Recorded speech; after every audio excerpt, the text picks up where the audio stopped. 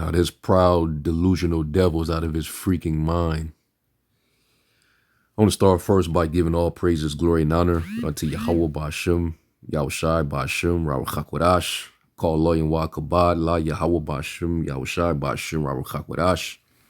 Double honor to the elder apostles of the great millstone who rule well, and as always, peace, blessings, and salutations to all the fellow laborers of the hopeful elect tabernacle of David scattered throughout the four corners of the earth. Now you see the title, U.S. plans to nuke the moon finally revealed. And I remember there being reports about this, years ago. How they actually intended to try to nuke the moon for their own selfish reasons. But that goes to show you, the spirit that's upon this devil, man. It tells you that in Habakkuk, the 2nd chapter, that the spirit that is within him is not upright in him. All right, he's just contrary to nature, to all existence, man. But he, the Lord, is using him as, that vessel of wrath fit to destruction. All right. So, if this devil think that at any point in time that he would be allowed to do such a thing, he's out of his freaking skull. He's totally delusional. And that speaks to the volume of pride that is on him, that he would even think that the Lord would permit him to do away with one of the ordinances that he set within his creation. All right. Now we know the scriptures tell us, and let's go to real quick. Let's go to Ecclesiastes 3 and verse 14.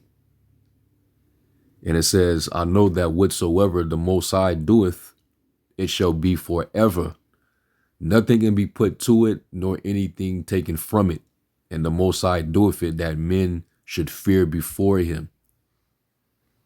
So anything that the Lord appoints is to be forever. That means the ordinances that he set up, the natural divine order. All right, how the Lord, set the sun, all right, for the day, and the moon for the night, and the stars. He used the moon to declare, the declaration of signs. All right, sign of feast, the sign of the end of the world. That's what it's used for. It's also used to govern the weeks, the months. And this devil wants to actually destroy it just so he can use it to exploit it. Only the devil, man. But we know that, nothing can be taken from the Lord's creation. Neither can anything be added to it. All right. So, he's delusional. And the Lord will never do away with his ordinance. And he even made a statement when it comes to the agreement that he made with his people. Let's go to Jeremiah 31 and verse, 33?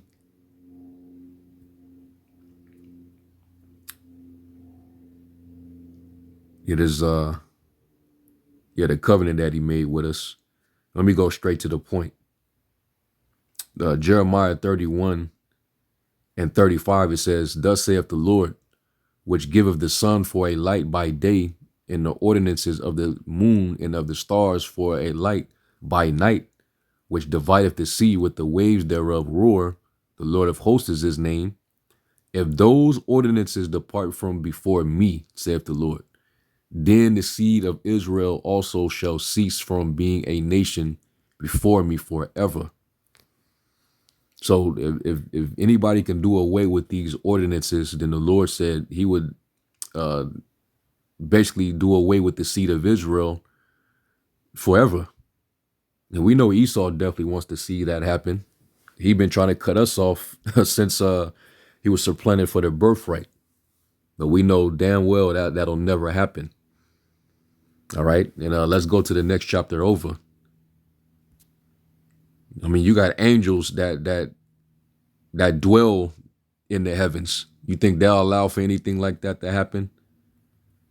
It's like you're not 32, 33. The Lord got his angels, which are his servants. You know, they'll make sure Esau could never do such a thing. It is Jeremiah 33 and verse 20. It says, I'll start at 19. It says, and the word of the Lord came unto Jeremiah, saying, thus saith the Lord, if you can break my covenant of the day and my covenant of the night, and that there should not be day and night in their season, then may also my covenant be broken with David, my servant, that he should not have a son to reign upon his throne, and with the Levites, the priests, my ministers.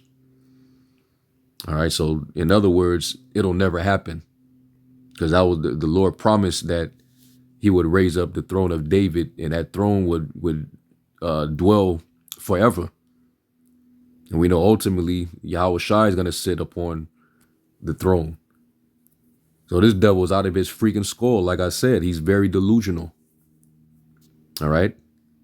And that's why his fall is going to be that great. You see? So anyway, let me get one more, because, you know, we understand the importance of why we have the sun and the moon. Let's go to Sirach, the 43rd chapter. This is the use of this particular organism. All right. Sirach 43 verse 6, it says, he made the moon also to serve in her season for a declaration of times and a sign of the world. From the moon is the sign of feast, a light that decreaseth in her perfection. The moon is called after her name, increasing wonderfully in her changing, being an instrument of the armies above, shining in the firmament of heaven. All right. So this particular organism, the moon, is a sign of feast. You know, like the first month of the year, you know, which begins the spring, the season of the spring of life. On the 14th day at evening, going into the 15th day, is the Passover. That's one of the first feasts. And we determine that based on the moon. And it tells you that month is called after her name because moon means month. And that's how we set our calendar. When you look up calendar, it goes back to the word calends, which means first day of the month. All right. So that's why our forefathers, we kept the lunar calendar. And it says increasing wonderfully in her changing, meaning during a new moon, you know, there's really no brightness. It's a dark moon. You know, it's barely a crease in its light. And then, you know, as the weeks go by, which the word week means change, it has 4 different phases. That's the 4 weeks of the moon. All right, and it waxes when it increases in its light, and then, you know, once the full moon hits, which is in the middle of the month, that's when it starts to decrease. That's when it starts to wane. All right. So the moon is very important, you know, to the atmosphere. Is very important to a lot of different things, man. So if this devil was to destroy the moon, everything would it would fall apart, man. The Lord saw that it was good, but this devil say, nah, it ain't good unless we destroy it and exploit it. Only the devil, man. So anyway, reading this is the Instagram of RT, because you know they took it off of YouTube. You know, all Russian controlled media has all been stripped, you know, from mainstream media, and we know why. So it says, recently released documents show that the United States Defense Intelligence Agency was working on a slew of bizarre, almost science fictionist projects, including plans to nuke the moon. The Advanced Aerospace Threat Identification Program and its partner, the Advanced Aerospace Weapons System, application program were both government initiatives to explore the feasibility of exotic phenomena and usual applications of existing technologies. Believe it or not, the plan to nuke the moon actually ranks as the most plausible and practical of the program's suggestions. Only the devil, right? Trapped under the moon's crust are invaluable minerals that are rare on Earth. The proposals suggested using a series of thermonuclear explosions to create a tunnel into the moon's mantle to mine them. Now, you know what this exactly sounds like? If y'all saw that movie last year, Don't Look Up, where you had the two astronomers, played by Leonardo DiCaprio and Jennifer Lawrence, and they basically had the technology and they had the experience to look into the skies, and they happened to detect a comet coming down. All right, and it was pretty much a threat because it was aiming straight towards the Earth, and they was they took it to mainstream media to give warning to the people, and they took it as a joke.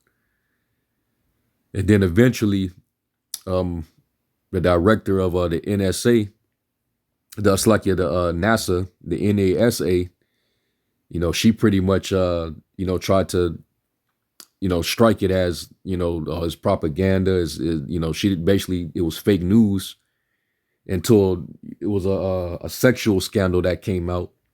So she had to find a way to divert all the bad publicity. So she basically came out and said, all right, yeah, this is real. It's going to happen, but this is what we're going to do.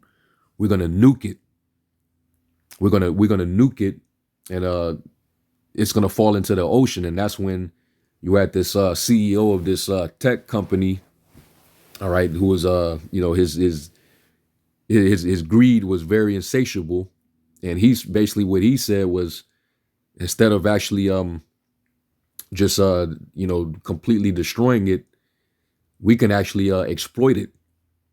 We can actually break it in pieces, shoot missiles at it, strike it into pieces, and basically recover it in fragments and mine it so that we can exploit it and make trillions of dollars. Because he said that there's rare earth minerals that are actually in that comet. He said this can be used for technology. Millions of people will be able to have jobs, and so they saw from a capitalistic perspective that we can capitalize off of it. So that shows you the heart of this devil, man.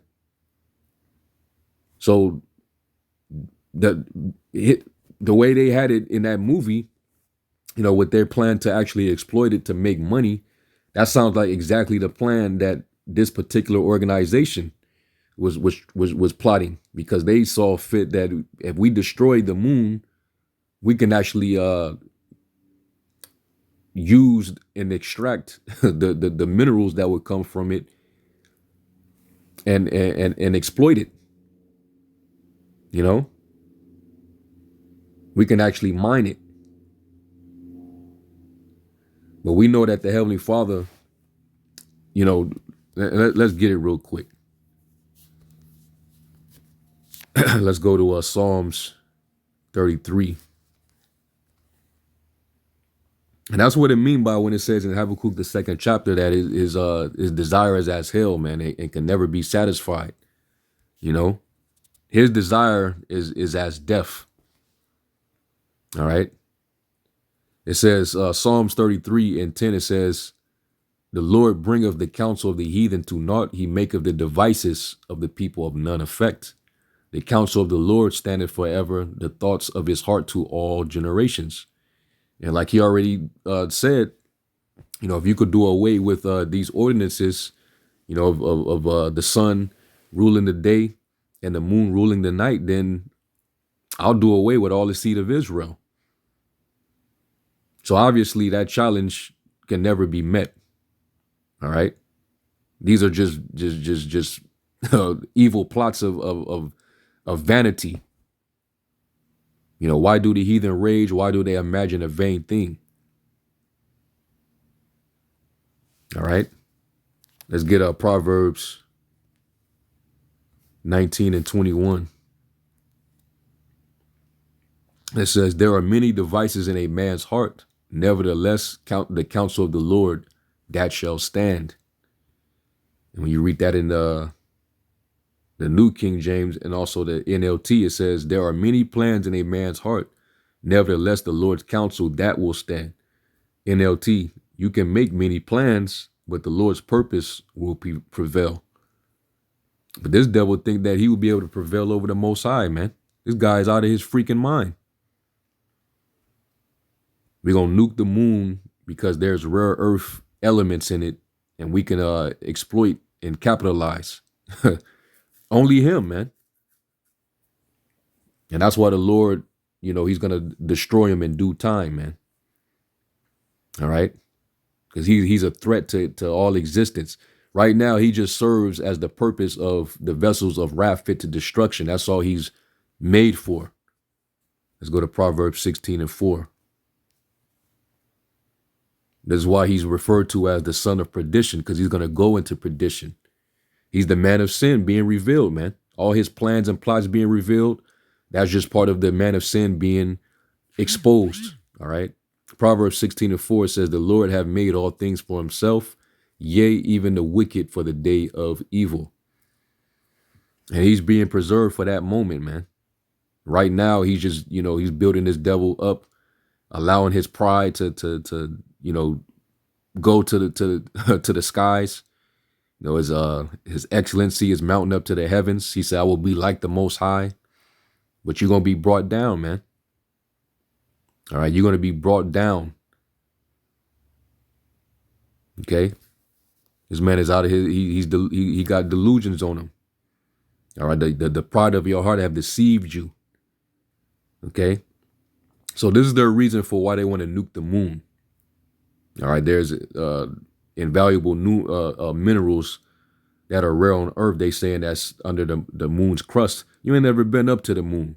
That's been proven that you never done that. That was all green screen right over here in Nevada, man. You ain't never been up there. Ain't nobody going up there. All right. So, that's pretty much what it is, man. All right. Now I'll leave a link to this Instagram in the description box. All right. This is what he proposed. All right. We're going to use a series of thermonuclear explosions to create a tunnel into the moon's mantle so that they can mine them. And Esau just figures he's going to make a lot of money off of it. All right. But, I'm pretty sure Esau been hesitant because them chariots, them angels up there, they looking for smoke from this devil, man. All right. They've been known to, intercept or shoot down nukes. When Esau would try to test fire some nukes years ago, there have been detections of chariots around those nuclear facilities shooting them down. So even if Esau wanted to or try to do it, you ain't going to do it. All right. The angels are the Lord's hitmen. They're also his servants. All right. Let's get Psalms 103.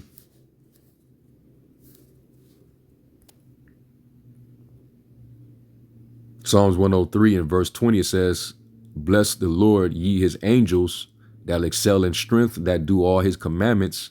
It's like that do his commandments, hearken unto the voice of his word. All right. And the Lord uses them for various purposes. All right. And they damn sure are there to keep, everything in order.